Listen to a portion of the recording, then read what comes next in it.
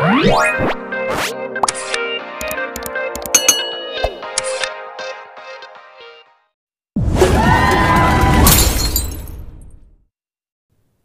9। एक माँ की बेबसी। कविता से। यह बच्चा कवि के पड़ोस में रहता था, फिर भी अदृश्य पड़ोस से शुरू होती है। इसके किसी अर्थ हो सकते हैं, जैसे कवि को मालूम नहीं था कि वह बच्चा ठीक ठीक किस घर में रहता था। पड़ोस में रहने वाले बाकी बच्चे एक दूसरे से बात करते थे, पर यह बच्चा बोल नहीं पाता था, इसीलिए पड़ोसी होने के बावजूद वह दूसरे बच्चों के लिए अनजाना था। उत्तर है कवि को मालूम नहीं था कि वह बच्चा ठीक ठीक किस घर में रहता था। 2 अंदर की छटपटाहट उसकी आंखों में किस रूप में प्रकट होती थी? चमक के रूप में, डर के रूप में, जल्दी घर लौटने की इच्छा के रूप में। उत्तर है डर के रूप में। तरह तरह की भावनाएं। नीचे लिखी भावनाएं कब या कहाँ महसूस होती हैं? छटपटाहट। उत्तर, इन भावनाओं में से छटपटाहट तब होती है जब हमारी इच्छा के अनुसार कोई कार्य नहीं होता है। इनमें से संदेश का संदर्भ बच्चे पर लागू होता है, क्योंकि यह बच्चा मुंह से कुछ नहीं बोल सकता और अपना संदेश दूसरों तक पहुंचाने के लिए इशारों का प्रयोग करता है, लेकिन इसके इशारे किसी को समझ नहीं आते, इसलिए बच्चा छटपटाता रहता है। घबराहट। उत्तर, जबकि घबराहट कोई गलत काम करने से होती है, ये भावनाएं घर, स्कूल आदि में महसूस होती है। 2 जो बच्चा बोल नहीं सकता वह किस किस बात की आशंका में घबराहट महसूस कर सकता है? उत्तर, जो बच्चा बोल नहीं सकता वह इस आशंका से घबराहट महसूस कर सकता है कि अन्य लोग उसकी बात समझ पाएंगे या नहीं। अगर उसने अपनी बात दूसरे लोगों को समझाने है तो किस प्रकार से समझाएगा? 3 थोड़ा घबराते भी थे हम उससे, क्योंकि वह समझ नहीं पाते थे उसकी घबराहट को। रतन क्या सोचकर घबराता होगा? उत्तर, रतन अपनी बात इशारों से समझाता था, लेकिन जब उसकी बात लोग नहीं समझ पाते थे तब वह घबराता होगा। अपने दोस्तों से पूछकर पता करो कौन क्या सोचकर और किस काम को करने में घबराता है। कारण भी पता करो। उत्तर, दोस्त और सहेली का नाम। किस बात से घबराता है?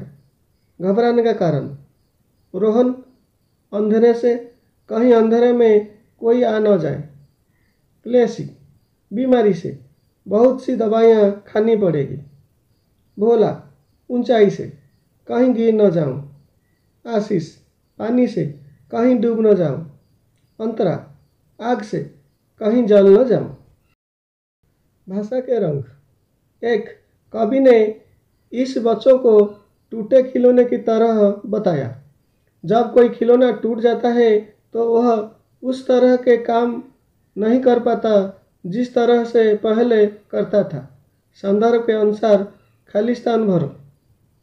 खिलौना टूटने का कारण, नतीजा। गाड़ी पहिया निकल जाने पर चल नहीं पाती। गुड़िया सीटी निकल जाने पर बज नहीं पाती। गेंद पिचक जाने पर उछल नहीं पाती। जोकर चाबी निकल जाने पर चल नहीं पाता। 2 बेबो शब्द बे और बस को जोड़कर बना है। वहाँ बे का अर्थ बिना है। नीचे दिए गए शब्द में यही बे छिपा है। यह सूची में तुम और कितने शब्द जोड़ सकते हो? उत्तर, बेजान, बेचैन, बेघर, बेचारा, बेकार, बेसहारा, बेहिसाब, बेदर्दी, बेखौफ, बेनाम। देखने के तरीके। इस कविता में देखने से संबंधित कई शब्द आए हैं। ऐसे 6 शब्द छांट कर लिखो। उत्तर, अदृश्य, देखना, इशारे, आंखें, निहारती, झलकती। 2. माँ की आंखों में झलकती उसकी बेबसी।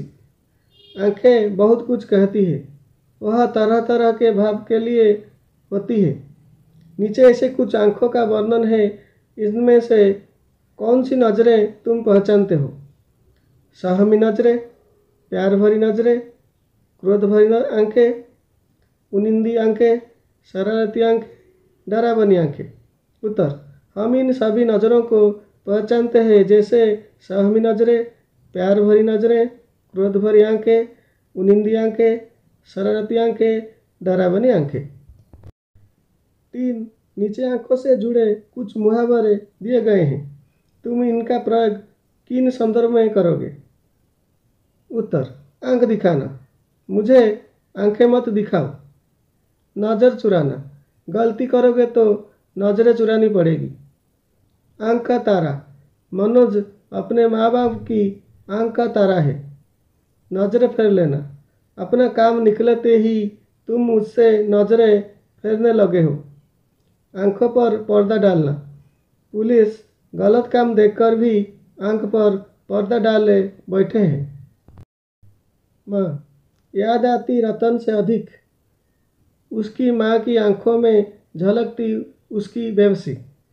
1. रतन की माँ की आंखों में किस तरह की बेबसी झलकती होगी? उत्तर: रतन की माँ की आंखों में अपने बच्चों के न बोलने की बेबसी झलकती होगी। 2. अपनी माँ के बारे में सोचते हुए नीचे लिखे वाक्यों को पूरा करो। क. मेरी माँ बहुत खुश होती हैं जब मैं पढ़ाई करता हूँ। ख. माँ मुझे इसलिए डांटती हैं क्योंकि मैं शरारती हूँ।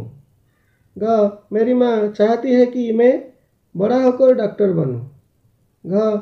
माँ उस समय बहुत बेबस होती हैं जब मैं घर देर से पहुँचता हूँ। मैं चाहती हूँ कि मेरी माँ का आशीर्वाद हमेशा मेरे साथ रहे।